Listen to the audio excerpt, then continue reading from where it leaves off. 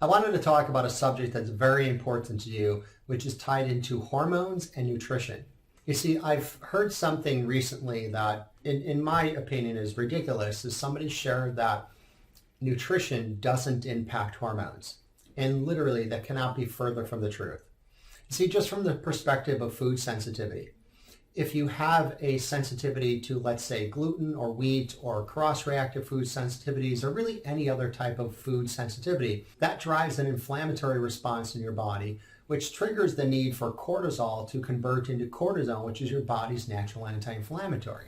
Yeah, so basically any food that has an inflammatory response in your body has a direct impact on hormones. Now, on top of that, you also have to think about sugar. Sugar has a huge impact on hormones because very simply, when you eat higher amounts of sugar, it's like a stimulant to the adrenals, which is then going to increase cortisol production, which is the same hormone that you produce more of when you're under mental, emotional stress or the physical stressors of inflammation or injury, which is then going to exacerbate really what's going on from an adrenal perspective.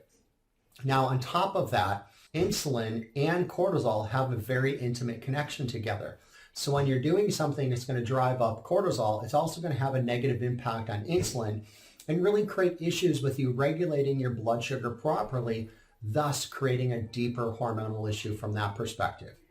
Now, when this whole dynamic is going on, when you're consuming too much sugar or poorly processed carbohydrates or foods that you're sensitive to,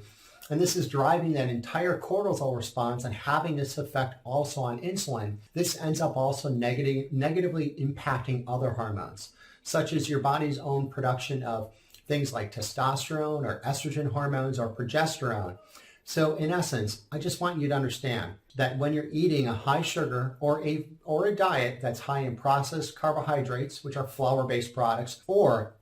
you're consuming foods that drive inflammation in your body, all of those have a dramatic and a direct impact on your hormone production.